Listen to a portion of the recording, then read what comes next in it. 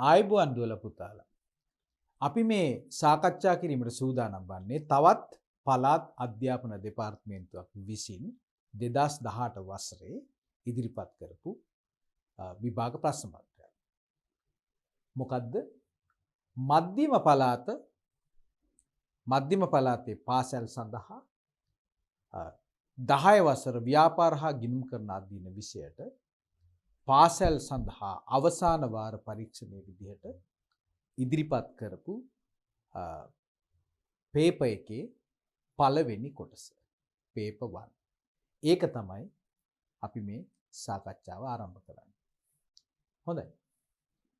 අපි මුලින්ම අදහසක් ලබා ගමු මේ ප්‍රශ්න පත්‍රයේ ව්‍යුහය කුමන ආකාරයෙන්ද සකස් වෙන්නේ කියලා. එතන මේ සෑම පළාතකම මේ ඉදිරිපත් කරන මේ ප්‍රශ්න පත්‍ර එකම ව්‍යුහයකට තමයි සකස් වෙන්නේ. ඒකට පදනම විදිහට අපි ලබා ගන්නේ අපස සාමාන්‍ය පෙළ විභාගයට ප්‍රශ්න පත්‍ර සකස් වෙන අනුපිළිවෙලටම තමයි. ඉතින් ඒ අපස සාමාන්‍ය පෙළ විභාගයට පෙනී සිටීමට අවශ්‍ය පෙරහුරුවක් විදිහට මේ වගේ ප්‍රශ්න පත්‍ර අපි පිළිතුරු ලියලා විශ්වාසයකින් යුතුව විභාගයට පෙනී සිටීමට අවශ්‍ය පන්නරය ලබා ගැනීමට තමයි මේ වගේ ප්‍රශ්න පත්‍ර සාකච්ඡාවල් අපිට ඉවහල් වෙන්නේ. ඉතින් විවිධ පළාත්වල පාසල් සඳහා ඉදිරිපත් කරපු මේ වගේ ප්‍රශ්න පත්‍ර සාකච්ඡා කරන්න ලැබීම අනෙකුත් පළාත්වල ශිෂ්‍යයන්ටත් ඉතාමත් වැදගත් කරුණක් නිසා මේ ලැබෙන අවස්ථාවෙන් උපරිම ප්‍රයෝජනය ගන්න කියලා අපි මතක් කරලා සිටිනවා. ඒ වගේම වඩාත් හොඳ ක්‍රමවේදය තමයි දුවේ පුතේ. ඕගොල්ලෝ මේ ප්‍රශ්න පත්‍ර සියල්ල අපිට හොයාගන්න පුළුවන්. ඉතින් අපි ඔරලෝසුව තියාගෙන අපේ කාලයත් එක්ක අපි ඉස්සෙල්ලම මේ ප්‍රශ්න පත්‍ර වලට අපිට පිළිතුරු ලියන්න පුළුවන්. ඊට පස්සේ අපි හරියටම ටයිමින් එකට ප්‍රශ්න පත්‍රයේ පිළිතුරු ලිවීම අවසන් කරනවා. හරියටම විභාගයට ලියන පරිසරය වගේ ඒ වගේ පරිසරයක් අපි නිර්මාණය කළා තමයි අපි මේ විභාග ප්‍රශ්න පත්‍ර වලට පිළිතුරු ලියන්න ඕන. එතකොට අපිට සාමාන්‍ය පෙළ විභාගයට පෙනී සිටින කාලය වෙන විට අපිට ඉතාමත් හොඳ ශික්ෂණයක් අපිට ඇති කරගන්න පුළුවන්, විශ්වාසයක් ගොඩනගා ගන්න පුළුවන් සාර්ථකව මේ විභාගයට පෙනී සිටීමට. ඉතින් එහෙමනම් ඔන්න අද අපි සාකච්ඡා කරන්න යන්නේ නැවත වතාවක් මම කියන්නේ මධ්‍යම පළාත ඉදිරිපත් කරපු ප්‍රශ්න පත්‍රය. ඉතින් මේ ප්‍රශ්න පත්‍රයේ ව්‍යුහය මේ ආකාරයෙන් සකස් වන විට වැදගත් කරුණක් විදිහට මම මතක් කරන්න කැමතියි. මුලින්ම මේ ප්‍රශ්න පත්‍රය අපිට දීලා තියෙන උපදේශ ටික අපි තාමත් හොඳින් සැලකිල්ලෙන් කියවලා බලන්න ඕන. ඒ අනුව තමයි අපි පිළිතුරු ලියන අනුපිළිවෙල සකස් කරගත යුත්තේ. ඉතින් මේ ප්‍රශ්න පත්‍රයට පිළිතුරු ලියන්න අපිට ලැබෙනවා හරියටම පැයක්. පැයක කාලයකදී ප්‍රශ්න 40කට පිළිතුරු ලියන්න අපිට සිද්ධ වෙනවා. මේකේ තියෙන හැම ප්‍රශ්නයක්ම බහුවර්ණ ප්‍රශ්න. ඉතින් තවත් මතක තියාගන්න ඕන කාරණයක් තමයි මේ ප්‍රශ්න පත්‍රයේ පිළිතුරු ලියනකොට අපිට ප්‍රශ්න එකක්වත් අතහරින්න බෑ. ඉතින් අපි ප්‍රශ්න 40ටම උත්තර ලියන්න ඕන. අපිට තියෙන වාසිය තමයි සෑම ප්‍රශ්නයකටම පිළිතුරු 4ක් අපිට ලැබෙනවා. එතකොට මේ 4න් එකක් තමයි නිවැරදි පිළිතුරු වෙන්නේ. ඉතින් ඒක නිසා අපි නොදන්න ප්‍රශ්නයක් අපිට හමු වුණත් අපිට අපේ වාසනා මහිමෙන් හරි අපිට පිළිතුරක් සොයා ගැනීමට අපිට අවස්ථාවක් ඉඩ ප්‍රස්තාවක් සැලසෙනවා. ඒක නිසා කවදාවත් එක ප්‍රශ්නයක්වත් තමා ඒ ප්‍රශ්නේ පිළිතුර දන්නේ නැහැ කියලා අත්හරින්න එපා. తాවකාලිකව ඔයගොල්ලෝ ප්‍රශ්නයක් පිළිතුරු ලියන්නේ නැතුව අන්තිම කාලයේදී ඒ ගැන කල්පනා කරන්න උත්සාහ කරනවා නම් ඒ ප්‍රශ්නේ ලකුණු කරලා හොඳට මතක තියාගන්න මේකට තාම අපි පිළිතුරු දුන්නේ නැහැ කියලා. ඉතින් පිළිතුරු දෙන්න පුළුවන් ප්‍රශ්න ටික ඉස්සලම පිළිතුරු ලියාගෙන ගිහිල්ලා අපි ඉතුරු කාලයේදී අපිට කල්පනා කරලා අර අපි අමාරු ප්‍රශ්න විදිහට හඳුනාගත්ත ප්‍රශ්න වලට පිළිතුරු ලියන්න අපිට ඊළඟට උත්සාහ කරන්න පුළුවන්. ඉතින් මේකේ අපි දන්නවා මේක ව්‍යාපාර හා ගිණුම් කරන අධ්‍යයනය. එතකොට මේකේ මේ ප්‍රශ්න පත්‍ර සකස් වන්නේ අපේ 10 වසර අපේ පෙළ පොතේ අපිට දීලා තියෙන ඒ සිලබස් එකෙන්ම තමයි. ඉතින් ඒකේ අපි දන්නවා ඒකේ කොටස් අපි දන්නවා දෙකක් තියෙනවා. ව්‍යාපාර කොටස සහ ගිණුම් කරන අධ්‍යයන කොටස. ඉතින් මේ කොටස් දෙකෙන්ම ප්‍රශ්න සකස් වෙනවා. ඉතින් අපි බලමු. මං කිව්ව විදිහට පළවෙනි ප්‍රශ්න 5 අපිට ලැබෙන්නේ මෙන්න මේ පුංචි සිද්ධියේ. සිද්ධිය අධ්‍යයනය කරලා අපිට මේ ප්‍රශ්න 5ට පිළිතුරු ලියන්න පුළුවන්. ඊට පස්සේ ප්‍රශ්න අංක 6 ඉඳලා අපිට ඊළඟට ලැබෙන කොටස් ටික ස්වාධීන ප්‍රශ්න. ඉතින් ඒ විදිහට ප්‍රශ්න අංක 7 8 9 ඉතින් විවිධාකාරයේ ප්‍රශ්න එනවා. මේ වගේ ටේබල් එකක් ඇතුලේ අපිට අවශ්‍ය පිළිතුර A B C එහෙමනම් ඒකට ගැලපෙන්නේ මෙතනින් කොයි එකද මේ පළවෙනි කාණ්ඩයේද දෙවෙනි කාණ්ඩයේද ඒ වගේ සමහර වෙලාවට පොඩ්ඩක් එක විදිහට එක උපක්‍රම යොමු කරලා අපිට ප්‍රශ්න ලැබෙනවා. ඉතින් ඒක හන්ද ඉතා හොඳින් කියවලා බලන්න ඕනේ. මේ දැන් උදාහරණයක් විදිහට මේකේ පහත දැක්වෙන්නේ ව්‍යාපාර සංවිධාන වර්ග 3ක් හා ඒවට අදාළ ලක්ෂණ කීපයක්. හරි? ඉතින් අහන්නේ මේ ඉහත වගුවේ ABC හිස්තැන් වලට අදාළ ලක්ෂණ පිළිවෙලින් දැක්වෙන පිළිතුරු කාණ්ඩය. එතකොට A කියන එකට අදාළ පිළිතුර ඇත. ඒ කියන්නේ කේවල ස්වාමී ව්‍යාපාරයක වගකීම අසීමිතයි නීතිමය පුද්ගල භාවයක් ඇත කියනවා නම් B කියන එකට අපි ඒකටත් ඇත කියනවා නම් C කියන එකට සීමිතයි කියනවා නම් අපි තෝරන්නේ A පළවෙනි පිළිතුර. ඒ විදිහට විවිධාකාරයේ ප්‍රශ්න ලැබෙනවා. 12 වෙනි ප්‍රශ්නය. මේ විදිහට බලන්න 18 වෙනි ප්‍රශ්නය වෙනකල් අපි පොඩ්ඩක් බලාගෙන ආවොත් එimhe 17 වෙනි ප්‍රශ්නය. 17 වෙනි ප්‍රශ්නයෙන් ඉස්සෙල්ලා තියෙන ප්‍රශ්න ටික මෙතන බැලුවොත් එහෙම අපි දන්නවා ඒක මේ නෑ 17ත් නෙමෙයි 16 වෙනි ප්‍රශ්නය. 16 වෙනි ප්‍රශ්නයෙන් ඉස්සෙල්ලා ඒවා ටික ඔක්කොම මේ ව්‍යාපාර අධ්‍යයන කොටසෙන් ලැබෙනවා. ඊට පස්සේ ප්‍රශ්න අංක 17 ඉඳලා මේ ප්‍රශ්න පත්‍රයේ අපිට ලැබෙන්නේ ගිණුම් කරණයට අදාළ ප්‍රශ්න. ඉතින් ඒ වගේ මේ විෂය කොටස් දෙකම ආවරණය වෙන විදිහට තමයි අපිට ප්‍රශ්න ලැබෙන්නේ. සමහර ඇතැම් අවස්ථාවල් වල ගණන් හදන පුංචි ඒ වගේ දේවලුත් ඒ ඔස්සේත් අපිට පිළිතුරු ලියන්න සිද්ධ වෙනවා. ඒ වගේ මේ විදිහට අපිට ප්‍රශ්න අංක 40කට අපිට පිළිතුරු ලියන්න ඕන. මේ වගේ ප්‍රශ්න 4ක් තියෙනවා. ඒ 4ට අදාළ පිළිතුරු අපි කොතනද ලකුණු කරන්නේ? අපිට දෙනවා පිළිතුරු පත්‍රයක්. ඒකේ අර රේඩියෝ බටන්ස් වගේ 1 2 3 4 කියලා එහෙම දාලා තියෙනවා. ඉතින් අපි නිවැරදි පිළිතුරු තියෙන තැන ඒක තෝරගෙන අපි කතරයක් දාලා අපිට අවශ්‍ය උත්තරේ දෙන්න පුළුවන්. මේ තියන්නේ අපේ ප්‍රශ්න පත්‍රයේ අවසානයේ ගත්තොත් එහෙම. ඉතින් මේ ටික ලියන්න ඔක්කොම ලැබෙන්නේ අපි කිව්වා අපිට පැයක කාලයක් තමයි හිමිවන්නේ කියලා. ඊට පස්සේ මේ විදිහට තමයි ප්‍රශ්න පත්‍රයේ ව්‍යුහය සකස් වෙන්නේ. එහෙමනම් අපි දැන් මේ මධ්‍යම පළාතේ 2018 වසරේ අවසාන වාරයේ ප්‍රශ්න පත්‍රය අපි සාකච්ඡාව ආරම්භ කරමු. හොඳයි. මෙන්න අපිට ලැබෙන පළවෙනි ප්‍රශ්න 5. මොකක්ද අපිට කියන්නේ? පහත සඳහන් සිද්ධිය ඇසුරෙන් අංක 1 සිට 5 දක්වා ප්‍රශ්න වලට පිළිතුරු සපයන්න. ආහාර තාක්ෂණ වේදී උපාධි ධාරිණියක වන සචිනි විජේකෝන් රසමියුරු නමින් දේශීය නැවුම් පළතුරු වෙළඳසැලක් ඇගේම ගොඩනැගිල්ලක පවත්වාගෙන යන්නීය. ඇය ප්‍රදේශයේ සිටින ගොවීන්ගෙන් පළතුරු මිලදීගෙන කසුනගේ ආපන ශාලාවටත් වෙනත් පාරිභෝගිකයන්ටත් අලෙවි කරයි. හරිද? මේක තමයි පුංචි සිද්ධිය. කවුද මේ? උපාධිධාරිණියක වන සචිනි විජේකෝන් ව්‍යාපාරයක් ආරම්භ කරන්නේ රසමියුරු කියන ව්‍යාපාරය. රසමීරු අපිට ඕනනම් වැදගත් කරුණු අපිට ලකුණු කරගන්න පුළුවන්.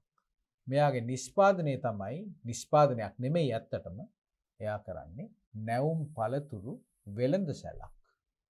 වෙළඳාමක් කරන්නේ භාණ්ඩ මිලදී අරගෙන විකිණීමක් තමයි කරන්නේ. කොහෙද කරන්නේ? ඇගේම කොට නැගිල්ලට.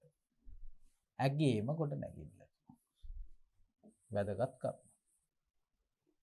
ඇය ප්‍රදේශයේ සිටින ගොවීන්ගෙන් පළතුරු මිලදීගෙන කසුනගේ ආපන ශාලාවටත් කසුනි වෙනත් පාරිභෝගිකයන්ටත් අලෙවි කරයි.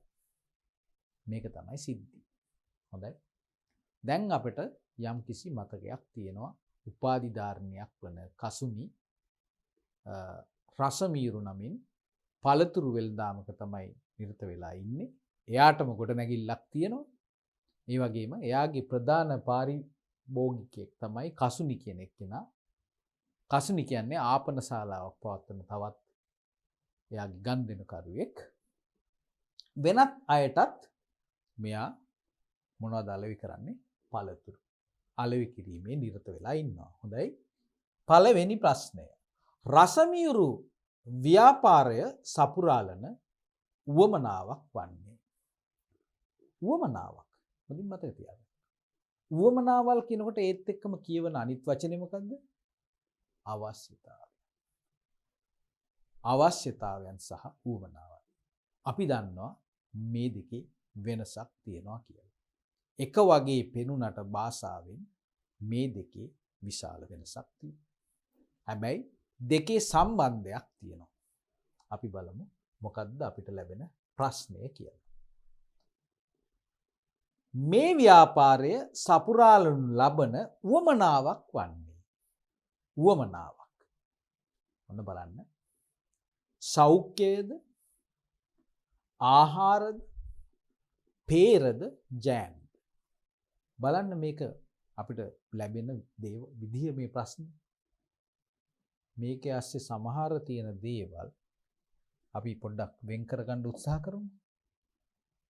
අපි ගත්තොත් එහෙම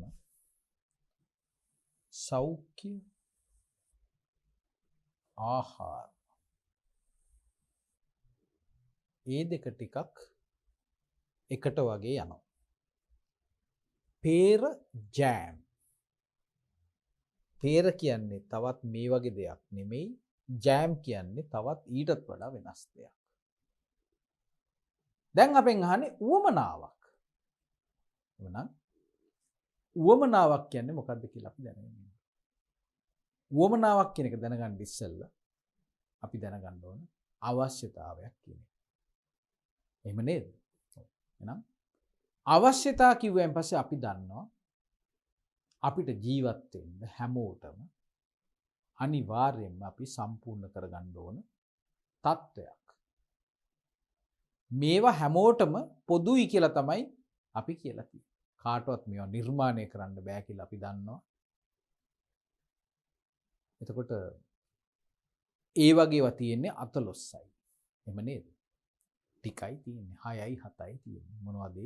ආහාර, ඇඳුම් පැළඳුම්, ප්‍රවාහනය, විනෝදය, සෞඛ්‍ය, ආරක්ෂාව, sannivedana මේ වගේ ඊටමත් 14ක් තමයි අවශ්‍යතාවයන් අපිට ජීවිතේ හම්බ වෙන්නේ. ඒවා කාලයත් එක්ක එහෙම වැඩි වෙන බවක් අපිට විශාල වශයෙන් පේන්නේ නැහැ. අතීතයේ ගත්තත් අද ගත්තත් මේවා බොහෝ විට එකම අවශ්‍යතාවය තමයි අදටත් මිනිසාට ජීවත් වීමට තියෙන්නේ. උවමනාවල් කියලා කියන්නේ එහෙනම් මොකද්ද? මේ විවිධ වූ අවශ්‍යතාවයන් අපිට සම්පූර්ණ කරගන්න, තෘප්තිමත් කරගන්න අපිට ලැබෙන විවිධ ක්‍රම එහෙම නැත්නම් විකල්ප තමයි උවමනාවල් කියලා කියන්නේ. ඇඳුම් කියලා කිව්වොත් එහෙම අපි ඇඳුමෙන් අපි කරන්නේ මේ අපිට උණුසුම රැක ගැනීම. ඒක තමයි මූලික වශයෙන් කරන්නේ. ආරක්ෂාව, අපේ ශරීරයට ආරක්ෂාව. ඉතින් ඒක පස්සේ තමයි මේ අර ඒක සංකීර්ණ කරලා එක එක විදිහට ඇඳුම් සකස් කරන්න පටන් ගත්තේ.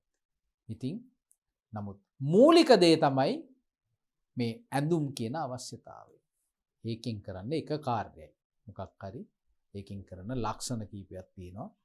උණුසුම රඳවා ගන්න, එහෙම නැත්නම් අපේ ශරීරය ආරක්ෂා කරගන්න, එහෙම නැත්නම් අපේ තියෙන ඒ අනිකුත් දේවල් අපි තියෙන ඒවා ආරක්ෂා කරගන්න තමයි අපි ඇඳුම් අඳින්න පුරුදු වෙලා තියෙන්නේ ශිෂ්ට මිනිස්සු විදිහට. එතකොට ඒක කරන්න පුළුවන් ආකාර ගොඩක් තියෙනවා. ෂර්ට් එකක් අඳින්න පුළුවන්, ටී-ෂර්ට් එකක් අඳින්න පුළුවන්, නැෂනල් එකක් අඳින්න පුළුවන්. එහෙම නැත්නම් මොන හරි රෙද්දක් පෙරවගෙන ඉන්නත් පුළුවන්. එහෙම නැත්නම් ස්වීටර් එකක්. নানা ප්‍රකාර දේවල් තියෙනවා. ඇඳුම් කියන අවශ්‍යතාවය සම්පූර්ණ කරගන්න. ඒවට තමයි අපි එහෙමනම් උවමනාවල් කියලා කියන්නේ. දැන් අපි මේක සම්බන්ධ කරගන්නේ මෙන්න මේ සිද්ධියට. මේ සිද්ධියේදී මොකද්ද වෙන්නේ? අපේ කසුනි කතා නායිකාව එයා මොකද්ද කරන්නේ? පළතුරු වෙළඳ සැලක් තමයි පවත්වාගෙන යන්නේ. එයාගේ නිෂ්පාදනය හෝ සේවාව මොකද්ද? පළතුරු සැපයීම. එහෙනම් පළතුරු ගැන තමයි අහන්නේ. රසමීරු ව්‍යාපාරයේ සපුරාලන උවමනාවක් වන්නේ. ඒ උවමනාව සැලසෙන්නේ පළතුරු වලින්නේ. හරි. එහෙමනම් අහන්නේ උවමනාවක් ගැන, අවශ්‍යතාවයක් ගැන නෙමෙයි. එහෙමනම් මේ දෙක අපි දන්නවා සෞඛ්‍ය සහ ආහාර කියලා කියන්නේ මූලික අවශ්‍යතාවයක්. එතන මේ දෙක අපි පටලව ගන්න හොඳ නැහැ උවමනාවල් එක්ක. එහෙමනම් උවමනාවක් නම් අපිට තියෙන්නේ තවත් වර්ග දෙකයි. peer තියෙනවා, jam තියෙනවා. මොකද jam කියලා කියන්නේ? jam කියලා කියන්නේ ඇත්තටම තවත් අපි හදන කෘතිමව හදන නිෂ්පාදනයක්. jam වෙන්නත් පුළුවන්. හරි?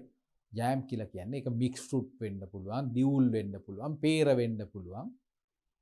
ඒක පළතුරක ස්වභාවයක් නෙමෙයි තියෙන්නේ. jam කියලා කිව්වොත් එහෙම නේද? ඒක නිසා එහෙමනම් මෙතන මොකද්ද අපිට තෝරගන්න ඕන පිළිතුර?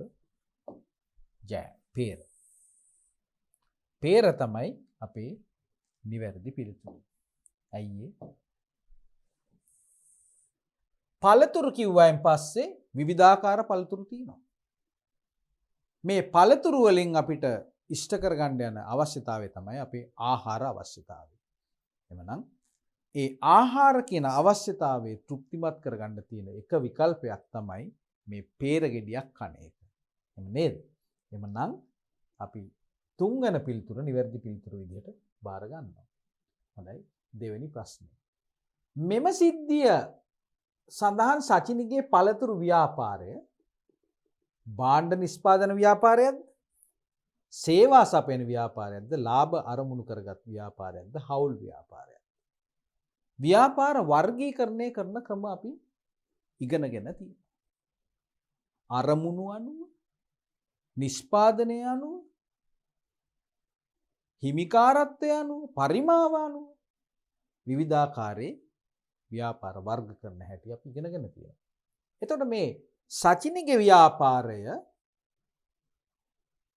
මොන විදිහේ ව්‍යාපාරයක්ද? අපිට වඩාත්ම ගැළපෙන පිළිතුර තමයි අපි තෝරන්න ඕන. අපි කියවලා බලමු. භාණ්ඩ නිෂ්පාදන ව්‍යාපාරයක්ද? නැහැ. සචිනි භාණ්ඩයක් නිෂ්පාදනය කරන්නේ නැහැ. එයා පළතුරු ගොවීන්ගෙන් මිලදී අරගෙන විකිණීමේ නිරත වෙලා ඉන්න කෙනෙක්. ඒක නිසා පළවෙනි පිළිතුර අපිට බාර ගන්න බෑ. ඒ වගේම සේවා ව්‍යාපාරයක්. ඔව්. සේවා ව්‍යාපාරයක්. ඒ කියන්නේ අපි යම්කිසි භාණ්ඩයක් මිලදී අරගෙන අපි ඒක පාරිභෝගිකයන්ට ලබා දීමේ ක්‍රියාවලිය සේවා ව්‍යාපාරයක් කියලා අපිට නිර්වචනය කරන්න පුළුවන්. ලාභ අරමුණු කරගත් ව්‍යාපාරයක්. ඔව්. සචිනි කරගෙන යන්නේ ලාභ අරමුණු කරගත් ව්‍යාපාරයක් තමයි. හවුල් ව්‍යාපාරයක් නෙමෙයි. හවුල් ව්‍යාපාරයක් කියලා කියන්නේ පුද්ගලයන් එක්කෙනෙකුට වඩා ඉන්න 20කට වඩා අඩුවෙන් ඉන්න එකක්. එහෙමනම් මෙන්න මේ පිළිතුරු දෙකෙන් එකක් තමයි වඩාත් ගැලපෙන්නේ. නමුත් අපි දන්නවා මේ සචිනිගේ පළතුරු ව්‍යාපාරය කියන එක බොහෝ විට එහෙනම් අපි අහන්නේ මේ අපේ එයා සපයන නිෂ්පාදනය හෝ සේවාවත් එක්ක පදනම් කරගෙන තමයි අපිට පිළිතුරු දෙන්න ඕන. එහෙමනම් සේවා සපයන ව්‍යාපාරයක් කියන එක තමයි ඇත්තටම අපිට වඩාත් ගැළපෙන පිළිතුරු විදිහට අපිට තෝරන්න පුළුවන්. තුන්වන ප්‍රශ්නය. රසමීරු ව්‍යාපාරයේ පවත්වාගෙන යන ගොඩනැගිල්ල අයත් වන නිෂ්පාදන සාධකය කුමක්ද? මොකද්ද? ගොඩනැගිල්ල. ගොඩනැගිල්ල මෙන්න තියෙනවා නිෂ්පාදන සාධක භූමිය ශ්‍රමය ප්‍රාග්ධනයේ ව්‍යවසායකත්වය. ගොඩනැගිල්ල කියන මේ ව්‍යාපාරයට කරගෙන යන්න අවශ්‍ය දේ මේ මලු හතරෙන් කොයි එකටද දාන්නේ? අපි දන්නවා භූමිය කියන්නේ මොනවද කියලා අපි දන්නවා. එහෙම නේද? ඒ කියන්නේ ඒවා අපි කාටත් අපිට ලබා ගන්න පුළුවන් අපිට තියෙන පොළොව අභ්‍යන්තරයේ මතු පිට මුහුද ඇතුලේ මුහුද මතු පිට තියෙන සම්පත් වනාන්තර සතුන් ඒ වගේ දේවල් තමයි ජලය අපි භූමිය විදිහට ගන්න. එතකොට ප්‍රාග්ධනය කියලා කියන්නේ මොකක්ද? ශ්‍රමය කියන්නේ කායික සහ මානසික දායකත්වය. එතකොට ගොඩනැගිල්ලක් ගැන අහන්නේ.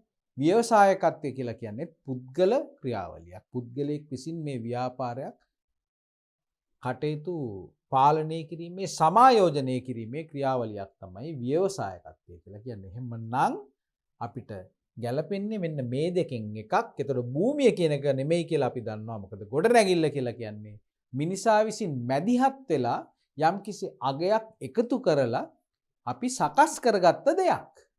විවිධ ද්‍රව්‍ය භාවිතා කළා. ඒක නිසා අන්න ඒ වගේ දේවල් වලට තමයි අපි කියන්නේ ප්‍රාග්ධනය කියලා. මුදල් ඇතිළුව අනෙකුත් අපි විසින් සකස් කරගන්නා දේවල් ගොඩනැගිලි, වාහන, යන්ත්‍ර සූත්‍ර, ලීබඩු, පරිගණක, දුරකථන මේ වගේ අපි විසින් සකස් කරගන්නා විවිධ ව්‍යාපාර වලට උදව් කරන දේවල් වලට තමයි අපි කියන්නේ ප්‍රාග්ධනය කියලා. ඊළඟ ප්‍රශ්නය. මෙම සිද්ධියේ සඳහන් කසුනිගේ ආපන ශාලාව රසමීරු ව්‍යාපාරයේ අර ඒක දාලා තිබ්බා.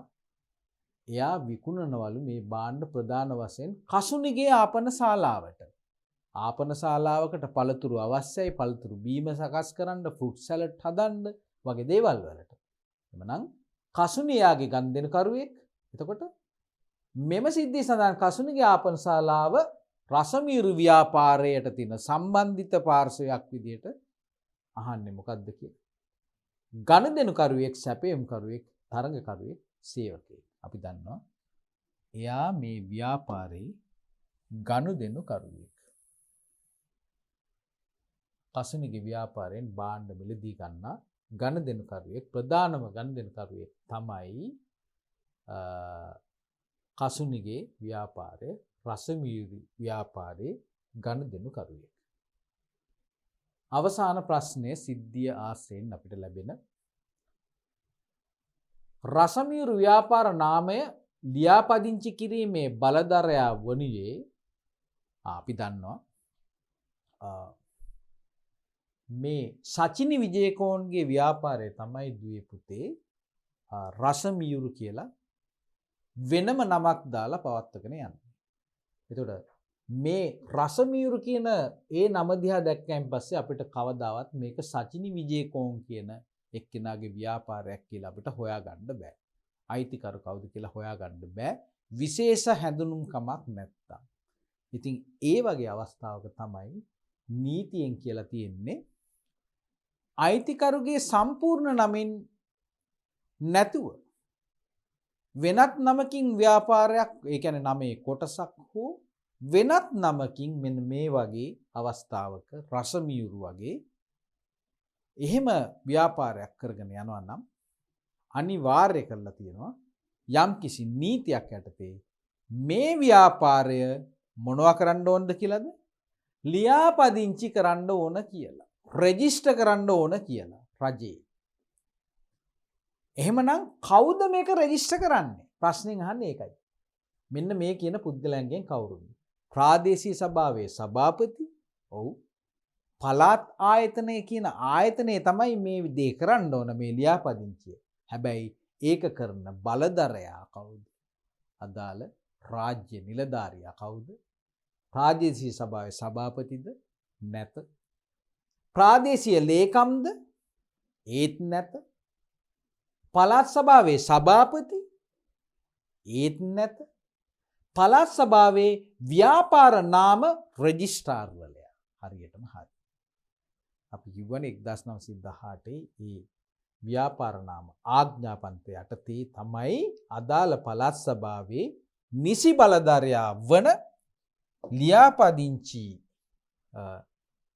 එහෙම නැත්නම් ව්‍යාපාර නාම රෙජිස්ට්‍රාර්වරයා ගාවට ගිහිල්ලා තමයි අපි ආයදුම්පත දෙන්නේ ව්‍යාපාරය ලියාපදිංචි කරන්න කියලා. ඕකේ. 6 වෙනි ප්‍රශ්නය. සේවාවකට සුවිශේෂී වූ ලක්ෂණයක් වන්නේ භාණ්ඩ තියෙනවා සේවාවන් තියෙනවා. එහෙනම් අපි ඒවල තියෙන ඇට්‍රිබියුට්ස් එහෙම නැත්නම් ලක්ෂණ ගැන අපි ඉගෙනගෙන තියෙනවා. කියන්නේ සේවාවක් කියලා කියන්නේ යම්කිසි අවශ්‍යතාවයක් ඉෂ්ට කිරීම සඳහා යම්කිසි පුද්ගලයෙකු විසින් කරනු ලබන යම්කිසි ක්‍රියාවක් හෝ ක්‍රියාවලියක්. ඒතර භාණ්ඩ එකයි සේවාවකයි ලක්ෂණ කීපයක් තියෙනවා. එහෙනම් මෙතන අහන්නේ සේවාවක ලක්ෂණ. අපි දන්නවා සේවාවක භෞතික පැවැත්මක් තියනවද? නැහැ. සේවා සපයන පුද්ගලයාගෙන් ඒක වෙන් කරන්න බෑ. එතකොට සේවාව ඒකීයයිද? ඒක විවිධයි. ඉතින් ඒ වගේ විවිධ ලක්ෂණ තියෙනවා. ඒක සපයන පුද්ගලයාගෙන් වෙන් කරන්න බැරි වීම. ඒ වගේ දේවල්. එතකොට මේ සේවාවකට සුවිශේෂී වූ ලක්ෂණයක් වන්නේ භෞතික පැවැත්මක් නැහැ. ස්පර්ශ කරන්න බෑ. අපිට සේවාවක් අත ගන්න බෑ. නිෂ්පාදනය සඳහා පිරිවැයක් දරා තිබීම අයිතිකරුගෙන් වෙන් කළ හැකි වීම. වෙන් කරන්නත් බෑ කියලා කිව්වා. එහෙමනම් මෙන්න මේක තමයි අපිට ඉතිරි වන පිළිතුර. නිෂ්පාදනය සඳහා පිරිවැයක් දරා තිබීම. සේවාවක් නිෂ්පාදනය කිරීමේදීත් අපිට වියදමක් දරන්න සිද්ධ වෙනවා. 7 වන ප්‍රශ්නය. නිෂ්පාදිත සාධාරණ මිලට ලබා ගැනීම ගනුදෙනුකරුවන්ගේ අරමුණක්. සත්‍ය ප්‍රකාශය තමයි හොයන්නේ. ගනුදෙනුකරුවෝ නිෂ්පාදනය කරන භාණ්ඩ සාධාරණ මිලට ගැනීමට කැමති අනිවාර්යයෙන්. ඒක හරි පිළිතුරක්. රැකියා අවස්ථා උත්පාදනය කිරීම සේවකයන්ගේ අරමුණකි. රැකියා අවස්ථා උත්පාදනය කිරීම සේවකයන්ගේ අරමුණකි. ඊළඟ එක අපි බලමු. දැඩි තරඟකාරීත්වයකට මුහුණ දීමට සිදුවීම ගෝලීය පරිසරයේ අහිතකර බලපෑමකි. ඒකත් හරි. තරඟකරුවන් රාශියක් බිහි වෙනවා ගෝලීකරණය නිසා. ඒක අපිට අහිතකර බලපෑමක්. කළමනාකරුවන් ව්‍යාපාරයේ අරමුණු ඉටු කර ගැනීමට අවශ්‍ය තීන්දුව తీරන ගැනීමක් සිද්ධ කරයි. ඒකට මේ දේවල් ඔක්කොම හරි දේවල්. එහෙමනම් අපිට ටිකක් හරි සැකයක් තියෙන්නේ රැකියා අවස්ථා උත්පාදනය කිරීම සේවකයන්ගේ අරමුණ. රැකියා අවස්ථාවල් උත්පාදනය කරන දිහා කවුද වඩාත්ම කැමැත්තෙන් බලන් ඉන්නේ? රජය. රජයක තමයි වගකීම පුරවැසියන්ට අවශ්‍ය රැකියාවක් එහෙම නැත්නම් ජීවන මාර්ගයක් තියනවාද කියන ඒ සමාජ සුබ සාධන අරමුණු ඉටු කර ගැනීම. ඒක නිසා ව්‍යාපාරික සේවකයෝ කියලා ගත්තොත් එහෙම ඒගොල්ලන්ට රැකියාවක් දැන්ටවත් ලැබිලා තියෙන්නේ. ඒකන්ද ඒගොල්ලන්ට මේ වගේ අරමුණක් නෙමෙයි තියෙන්නේ. ඒගොල්ලෝ කැමති ඒ සේවය හරියට කරන්න පුළුවන් යහපත් ව්‍යාපාරික පරිසරයක්, බෝනස් ටිකක් ලබා ගැනීම, රැකියාවේ වර්ධනය, අන්න ඒ වගේ දේවල් තමයි ව්‍යාපාරික සේවකයන් බලාපොරොත්තු වෙන්නේ. ඒක හන්ද මේ ප්‍රකාශයත් එක්ක අපිට එකඟ වෙන්න බෑ. රයිට්. 8 වෙනි ප්‍රශ්නේ. ව්‍යාපාරයක ශක්තියින් හා අවස්ථාවන් කීපයක් පහත දැක්වේ. ශක්තියින්, ස්ට්‍රෙන්ත්ස්, අවස්ථා, opportunities. මොකද්ද මතක් වෙන්නේ? ශක්තියින් සහ අවස්ථා කියනකොට මොකද්ද මතක් වෙන්නේ? ව්‍යාපාරික පරිසරය කියන පාඩම. ව්‍යාපාරික පරිසරය කියන එකෙන් අපි අදහස් කරන්නේ ව්‍යාපාරික ක්‍රියාකාරීත්වයට බලපෑම් සිද්ධ කරන්න පුළුවන් පාර්ශ්වකරුවන් සහ වෙනත් සාධක වලින් සමන්විත ව්‍යාපාරික වටපිටාව. ඉතින් අපි කිව්වා ව්‍යාපාරයක් සාර්ථක කරගෙන යාමට නම් ඕනම ව්‍යාපාරයක තියෙන මේ ව්‍යාපාර පරිසරය අධ්‍යයනය කරන්න ඕන කියලා. එතෙන්දී අපි හඳුනා ගන්නවා පරිසරය කොටස් දෙකකට ප්‍රධාන වශයෙන් වැටෙනවා. ව්‍යාපාරික අභ්‍යන්තර පරිසරය, ව්‍යාපාරයට පාලනය කරන්න පුළුවන්, පාලනයට නතු කරන්න පුළුවන් පරිසර කොටසට අපි කියනවා අභ්‍යන්තර පරිසරය කියලා. ඒ වගේම පාලනයෙන් පරිබාහිර බාහිර පරිසරය. එතකොට මේකේ ඇතුලේ තියෙන පුද්ගලයෝ ඉන්නවා, සාධක තියෙනවා. අභ්‍යන්තර පරිසරය ගත්තොත් එහෙම කළමනාකරුවන්, අයිතිකරුවන්, සේවකයන්. බාහිර පරිසරය ගත්තොත් එහෙම තරඟකරුවන්, ඊට පස්සේ සැපයුම්කරුවන්, ගනුදෙනුකරුවන්, රජය, පරිසර සංවිධාන, ප්‍රජාව, අනාගත ආයෝජකයන්, ඒ වගේ කොට්ටාස. එහෙනම් අපි දැන් බලමු මොකක්ද ප්‍රශ්නෙන් අහන්නේ කියලා. පරිසරය අධ්‍යයනය කරනකොට අපි සාධකත් අපිට හම්බ වෙනවා. මොනවද ඒ? ආර්ථික පරිසරය, දේශපාලන පරිසරය, ඊට පස්සේ නීතිමය පරිසරය සහ ගෝලීය පරිසරය. මේ වගේ අනෙකුත් සාධකත් මේක ඇතුලේ තියෙනවා. ඊට පස්සේ ඒවත් තව තවත් උපකොටස් තියෙනවා. ආර්ථික සාධක ගත්තොත් එහෙම මිල මට්ටම්, උද්දමනය, විනිමය අනුපාතය, රැකියා නියුක්තිය, ඉතිරි කිරීම, ඒ වගේ ගොඩාක් කරුණු තියෙනවා. ඉතින් ශක්තියින් සහ අවශ්‍යතාවයන් මේ පරිසරය අධ්‍යයනය කරීමේ ප්‍රතිඵලයක් විදිහට අපිට හොයාගන්න පුළුවන් ව්‍යාපාරික අභ්‍යන්තර පරිසරයේ තියෙන ලක්ෂණ දෙකක්. ඒ හොයාගන්න දේවල්. මේ ලක්ෂණ තමයි අභ්‍යන්තර පරිසරේ නම් ශක්තියින් සහ තර්ජන. ශක්තියින් සහ ඒකේ අනිත් පැත්ත තර්ජන. අභ්‍යන්තර පරිසරයේ ශක්තියින් සහ ඒකේ විරුද්ධ පදේ තමයි දුර්වලතාවයන්. බාහිර පරිසරේ නම් අවස්ථාවන් සහ තර්ජන. හොඳ එකක් තියෙනවා, නරක එකක් තියෙනවා. හොඳ එකක් තියෙනවා, නරක එකක් තියෙනවා. හොඳයි. දැන් මොකක්ද අහන්නේ? අපිට කියන්නේ ශක්තියින් සහ අවස්ථාවයන් කීපයක් පහද දැක්කේ. අවස්ථා, ශක්තියින් සහ අවස්ථා. හරි? මෙහි සඳහන් ශක්තියින් පමණක් ඇතුළත් පිළිතුර. එමනම් ශක්තියින් කොහෙද තියෙන්නේ? ව්‍යාපාරයක කොතනද? කොයි පරිසරයේද? අභ්‍යන්තර පරිසරයේ. හරි? අභ්‍යන්තර පරිසරයේ තියෙන ශක්තියින් ගැන අපි ඉගෙනගෙන තියෙනවා. ඊට පස්සේ ප්‍රාග්ධන සැපීමේ හැකියාව. ඊට පස්සේ අපේ තියෙන අත්දැකීම් ව්‍යාපාරයක. හරි? ඒ වගේ විවිධ කාරණා අපි කීපයක් අපි අධ්‍යයනය කරා. ඉතින් බලමු අපි මොනවද කියලා. අයිතිකරුට ව්‍යාපාරික දැනුමක් හා පළපුරුද්දක් තිබීම. අයිතිකරු ඉන්නේ ව්‍යාපාරයේ අභ්‍යන්තර පරිසරයේ. එහෙනම් ඒක හරි. ඒකත් හරි එකක්. එහෙම නේද? ඔව්. ඊට පස්සේ තවත් ශක්තියින් තියෙනවා. අධිවේගී මාර්ග ඉදිකිරීම කියන්නේ බාහිර පරිසරයේ. ඊට පස්සේ රජයේ අඩුපොලි ණය ක්‍රම හඳුන්වා දීම. ඒක මොකද්ද? අපිට දැන් දෙකක් හොයන්න තියෙනවානේ, ශක්තියින් හා අවස්ථා කීපයක් දැක්කේ. අපිට කියන්නේ ශක්තියින් පමණක්. මේක අඩුපොලි ණය කියලා කියන්නේ අවස්ථාවක්. සේවකයන්ගේ විශේෂඥ දැනුම හා කැපවීම. මේ දෙකම ශක්තියින් දෙකක්. ව්‍යාපාරයේ අභ්‍යන්තර පරිසරයේ ඉන්න අයිතිකරුගේ තියෙන හැකියාව, ප්‍රාග්ධන හැකියාව, එයාගේ දැනුම, ඒ වගේ දේවල් ශක්තියින්. සේවකයන්ගේ විශේෂ දැනුමක් හා කැපවීමක් තියෙනවා නම් ඒක ව්‍යාපාරයට ශක්තියක්, හයියක්. එහෙමනම් A සහ D, A සහ D අපිට ගැලපෙනවා. ඒක ශක්තියින් පමණයි. ශක්තියින් පමණයි. ඕකේ. ඊට පස්සේ 9 වෙනි ප්‍රශ්නේ, පරිමාණය අනුව ව්‍යාපාර සංවිධාන වර්ග කිරීමේදී සලකා බලනු ලබන සාධක වන්නේ. පරිමාණය කියලා කියන්නේ ඒකේ තියෙන ව්‍යාපාරයේ තියෙන ඒ විශාලත්වය මත ව්‍යාපාර වර්ග කරන්න පුළුවන්. සුළු පරිමාණ ව්‍යාපාර, මධ්‍ය පරිමාණ ව්‍යාපාර සහ මහා පරිමාණ ව්‍යාපාර කියලා අපි ඉගෙන ගත්තා. එහෙමනම් ඒ වගේ ඒ පරිමාණය කියන එක තීරණය කරන්න තියෙන මේවා මොනවද? නිර්ණායක තීරකයන් මොනවද කියන එක තමයි මේ ප්‍රශ්නයෙන් අහන්නේ. සලකා ලබන බලන සාධක එහෙම තියෙන නිවැරදි පිළිතුරක් තියෙනවා නම් අපි ඒක තෝරගමු. අපි කියවලා බලමු. භාවිතයට ගන්නා බලශක්ති ප්‍රමාණය, සේවක සංඛ්‍යාව, ප්‍රාග්ධන ප්‍රමාණය. ඔව්. ඒක හොඳ පිළිතුරක්.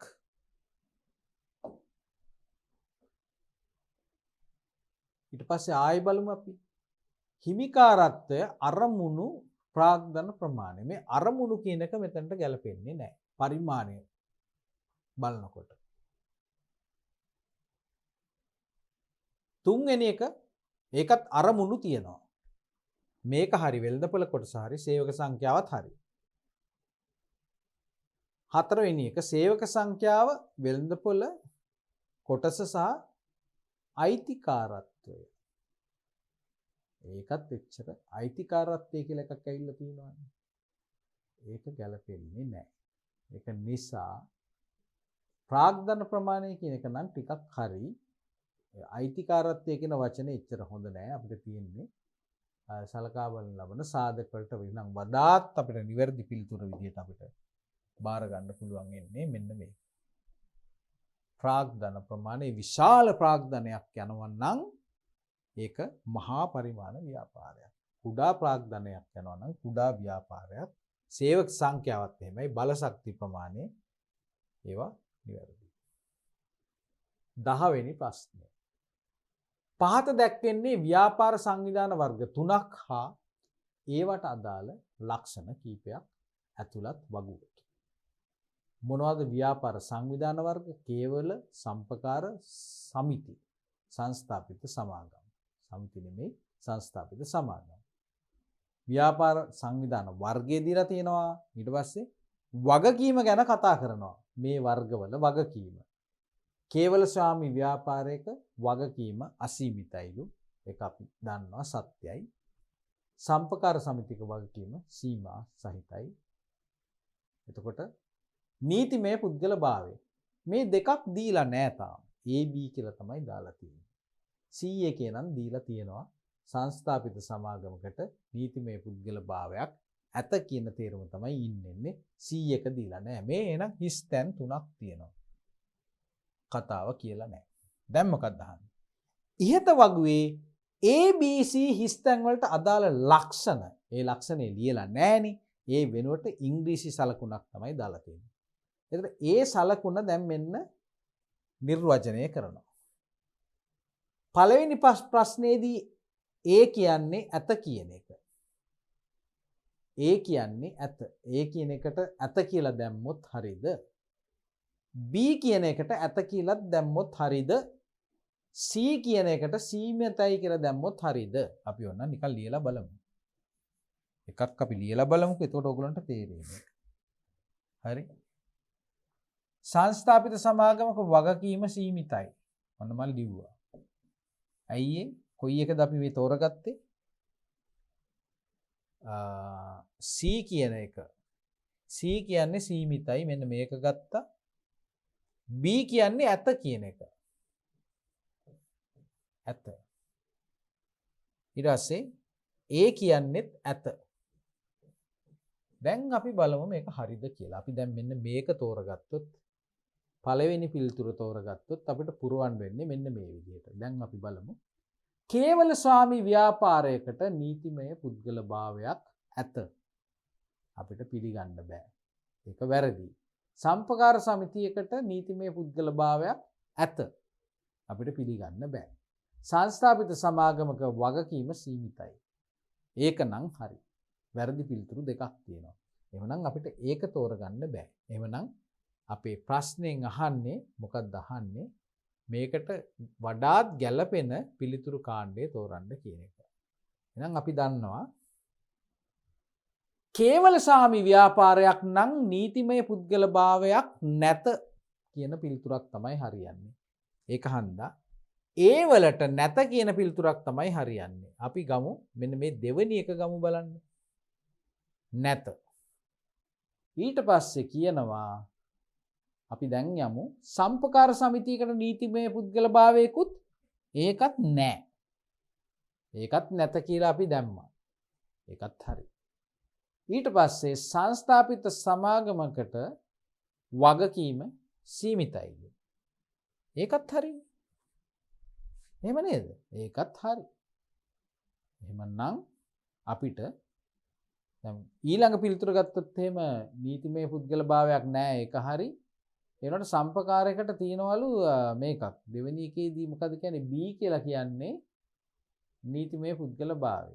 ඒ වලට තියෙනවා B වලට A වලට නෑ B වලට තියනවලු. සම්පකාර වලට තියනවලු. C වලට සීමිතයිලු. එතකොට මේ ප්‍රශ්නේ තියෙන්නේ මේ මෙන්න මේක මේ තියනවා කියන එක. සම්පකාර සමිතියකට B කියලා කියන්නේ සම්පකාර සමිතියකට නීතිපය පුද්ගල භාවයක් තියෙනවලු. නීති ඉදිරියේ අපි පුද්ගලෙක් විදිහට ගණන් ගන්නවලු. හතරවෙනි එක ගත්තොත් එහෙම A වල නැත කියන එක හරි B වල නැත සම්පකාර සමිතියකටත් නැල්ලු C වල අසීමිතයිලු. C කියලා කියන්නේ සංස්ථාපිත සමාගම වගකීම අසීමිතයි නෑ. සංස්ථාපිත සමාගම වගකීම සීමිතයි. එහෙනම් වගකීම සීමිතයි කියන පිළිතුරක් තමයි හරියන්නේ. මෙන්න මේ දෙකෙන් මේ තුනෙන් එකක් හරියන්නේ. නමුත් අපේ පළවෙනි එක අපි කිව්වනේ නීති මෙතන මේකෙන් වැරදීනේ. මේකට ඇත්ත කියලා කියන හන්ද ඒක ගැලපෙන්නේ නැහැ. එහෙමනම් අපිට වඩාත් නිවැරදි පිළිතුර තමයි මෙන්න මේක. මොකද්ද? නීතිමය පුද්ගල භාවයක් නැත කේවල ස්වාමි ව්‍යාපාරයක. ඒ වගේම සම්පකාරයකටත් නීතිමය පුද්ගල භාවයක් නැත. බීත් නැත. සංස්ථාපිත සමාගමක වගකීම සීමිතයි. 11 වෙනි ප්‍රශ්නය. ඒක පුද්ගල ව්‍යාපාරයක් ආරම්භ කිරීමෙන් පසුව ව්‍යාපාර නාමය ලියාපදිංචි කිරීම සඳහා අයදුම් පත ඉදිරිපත් කළ යුත්තේ අපි දන්නවා දවස් 14ක් ඇතුළත. දවස් 14ක් ඇතුළත අනිවාර්යෙන්ම ලියාපදිංචි කිරීමේ අයදුම් පත යොමු කරන්න ඕන. 12 වෙනි ප්‍රශ්නය. අද මධ්‍යම රාත්‍රී 12 සිට පෙට්‍රල් මිල රුපියල් 10කින් ඉහළට මෙන්න ප්‍රවෘත්තියක්. මෙම ප්‍රකාශයට අනුව වඩාත් නිවැරදියයි සිතිය හැකි වගන්තිය වන්නේ වගන්ති ටික කියවලා බලමු. ආර්ථික පරිසරයට අයත් වන අතර ව්‍යාපාරයට දුර්වලතාවයකි. පෙට්‍රල් මිල ඉහළ යාම ආර්ථික පරිසරයට අයත් වෙන්නේ ඔව්. ඊට පස්සේ ව්‍යාපාරයට දුර්වලතාවයක් කියන එක අපිට බෑ. ශක්තියින් කියන එක ශක්තියක්ද දුර්වලතාවයක්ද? ඒක තමයි එච්චරම ගැලපෙන්නේ නැත්තේ. දෙවෙනි එක. දේශපාලන පරිසරය අයත් වන අතර ව්‍යාපාරයට අවස්ථාවකි. මෙන්න මේක මේ පෙට්‍රල් මිල වැඩි කිරීම දේශපාලන පරිසරයේ කැලලක්. ඒක අදාළ නෑ. ඒක ආර්ථික පරිසරයේ කොටසක්. තුන්වෙනි එක දේශපාලන පරිසරයට අයත් වන අතර ව්‍යාපාරයට තර්ජනයකි. ඒකත් දේශපාලන ප්‍රශ්නයක් නෙමෙයි ඒක. මිල ගණන් කියන එක.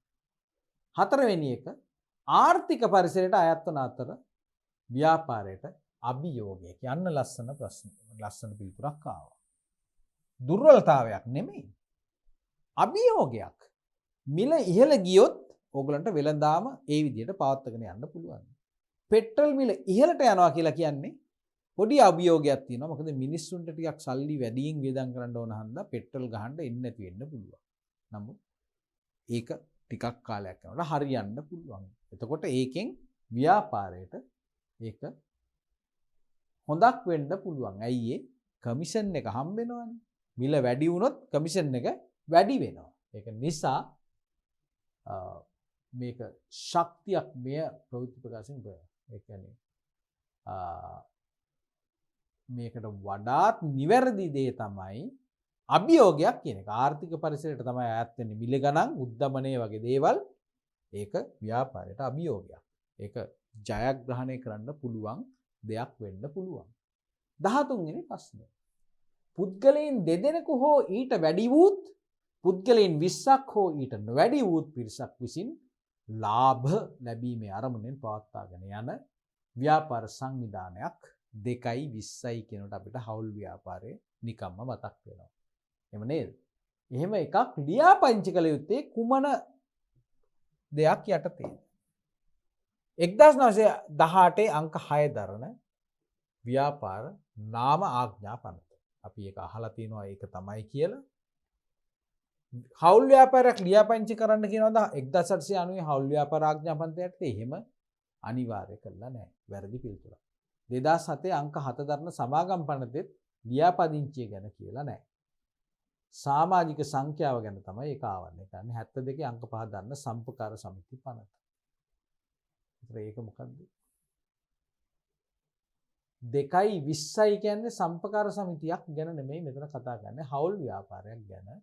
1918 අංක 6 දරන ව්‍යාපාර නාම පන්ත යටතේ තමයි හවුල්කරුගේ නමට වෙනස් නමකින් සම්පූර්ණ නමට වඩා වෙනස් නමකින් ව්‍යාපාරයක් පවත්වාගෙන යනවා නම් අනිවාර්ය කරලා තියෙනවා මේ අංක 6 1918 දරන ව්‍යාපාර නාම ආඥා පනත යටතේ ලියාපදිංචි කරන්න කියලා පළාත් සභාවේ ව්‍යාපාර නාම රෙජිස්ට්‍රාර්වරයා වෙතින් තමයි මෙම සේවාව ඉෂ්ට කරගන්නේ. 14 වෙනි ප්‍රශ්නය. සීමා සහිත පොදු සමාගමකට වැඩිපුර ප්‍රාග්ධනය සපයා ගැනීමේ හැකියාව ලැබී ඇත්තේ හතරක් දීලා තියෙනවා. කුමක් නිසාද? නෛතික පුද්ගලභාවයක් තිබීම නිසාද?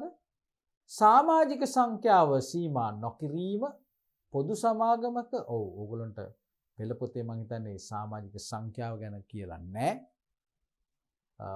සමාගමක නමුත් අපි දන්නවා පොදු සමාගම් කියනකොට ඒකේ ගොඩාක් සමාජිකයෝ ඉන්නවා. ඒකන්ද ඒක පොඩ්ඩක් මතක තියාගන්න. කොටස් හිමියන්ගේ වගකීම සීමිත නිසා ඒක සම්බන්ධයක් නැහැ. ණය කර නිකුත් කිරීමට අවසර ඇති නිසා. එහෙනම් වැඩි ප්‍රාග්ධනයක් ලබා ගන්න පුළුවන් වැඩි පුද්ගල සංඛ්‍යාවක් ඉන්න නිසා. එහෙනම් සමාජික සංඛ්‍යාව සීමා නොකිරීම තමයි අපිට ලැබෙන පිළිතුර. 15 වෙනි ප්‍රශ්නය. අනෙකුත් ව්‍යාපාර සංවිධානවලට සාපේක්ෂව සමුපකාර සංවිධාන ක්‍රමේ පවතින වාසියක් වෙන්නේ. සම්පකාර සමිති ගැන කතා කරන්නේ අපි දන්නවා ඒකට අදාළ පනත 1972 පනත සම්පකාර පනත මේවල තියෙන ලක්ෂණ අපි දන්නවා ප්‍රජාතන්ත්‍රවාදී පාලනයක් තිබීම. ඇයි ඒ? සමාජිකයන් විසින් පත් කරගන්නා අධ්‍යක්ෂ මණ්ඩලයක් විසින් තමයි මේ තීරණ ගන්නෙ. ආර්ථික ප්‍රතිලාභ රජයේ සතු වීම මේක රාජ්‍යංශේ ව්‍යාපාරයක් නෙමෙයි පෞද්ගලික අංශේ ව්‍යාපාරයක්. ඒකන්ද අපි පිළිගන්නේ නැහැ. වාසියක් විදිහට දෙවෙනි එක. පළවෙනි එක හොඳයි. අපි බලමු තුන්වෙනි එකත් හරිද කියලා. පෞද්ගලික අංශේ ඒකාධිකාරී බලපෑමක් තිබීම. සම්පකාර සමිතියකට ඒකාධිකාරී බලපෑමක්. ඒක එච්චරම එහෙම කියන්න බෑ. ඒ තරම් දරුණු දෙයක් නෙමෙයි. විශාල ප්‍රාග්ධනයකින් ආරම්භ කළ හැකි වීම. එහෙම එකකුත් අහනවා. ඒක සාපේක්ෂ අනෙකුත් ව්‍යාපාර සංවිධාන වලට සාපේක්ෂව සම්පකාර සංවිධාන ක්‍රමයේ පවතින වාසියක් තමයි ප්‍රජාතන්ත්‍රවාදී පාලනයක් තිබීම. හැමෝගේම සුභ සිද්ධිය සඳහා හිතන තීරණ තමයි ගන්නෙ ප්‍රජාතන්ත්‍රවාදී පාලනයක්. 16 වෙනි ප්‍රශ්නය. සමාගම් පනත හැර වෙනත් නීතියක් යටතේ සංස්ථාපනය කරන පූර්ණ අයිතිය රජයේ සතු වන හෝ අයිතීන් වැඩි ප්‍රමාණයක් රජයේ සතු වන ව්‍යාපාර සංවිධාන වර්ගය වන්නේ රාජ්‍ය සංස්ථාද? ඔව්. සමාගම් පනත හැර කියලා කියන්නේ වෙනත් නීතියක් යටතේ සංස්ථාපනය කරන්නේ ඇත්ත. පොදු පනතක් හෝ විශේෂ පනතක් යටතේ තමයි රාජ්‍ය සංස්ථාවක් බිහිවන්නේ. නැත්නම් ඒක එකඟ වෙන්න පුළුවන්. ඊට පස්සේ පූර්ණ අයිතිය රාජ්‍ය සංස්ථාවල තියනවාද? අන්න ඒක තමයි ප්‍රශ්නේ තියෙන්නේ. පූර්ණ අයිතිය රජයේ සතුයි කියන ප්‍රකාශයත් එක්ක අපිට එකඟ වෙන්න බෑ. හැබැයි අයිතියෙන් වැඩි ප්‍රමාණයක් එක්කෝ පූර්ණ අයිතිය එහෙම නැත්නම් අයිතියෙන් වැඩි ප්‍රමාණයක් සතු වෙන ව්‍යාපාර සංගම්. ඔව් ඒක හරි. අපිට මේක ගොඩක් වෙලාට බාර ගන්න පුළුවන් රාජ්‍ය දෙපාර්තමේන්තු වල සම්පූර්ණයෙන්ම අයිතිය තියෙන රජයට අඛණ්ඩ පැවැත්මක් තියෙනවා. ඒක නිසා ඒක වැරදි. රාජ්‍ය සමාගම් ගත්තොත් එහෙම ඒක මොකද්ද වෙන්නේ? රාජ්‍ය සමාගම් කිව්වොත් එහෙම සමාගම් පනත හැර වෙනත් නීතියක් යටතේ සංස්ථාපනය කළ පූර්ණ අයිතිය රජය සතුවන හෝ අයිතියෙන් වැඩි ප්‍රමාණයක් රජසුණු ව්‍යාපාර. සමුපකාර සමිති රාජ්‍ය සමිති එතකොට අපිට වඩාත් නිවැරදි පිළිතුරු විදිහට බාර ගන්න පුළුවන් ඉන්නේ රාජ්‍ය සංස්ථා. රාජ්‍ය සංස්ථා තමයි මේ විශේෂ නීතියක් යටතේ පිහිටුවා ගන්නා ආයතන සංවිධාන විශේෂය.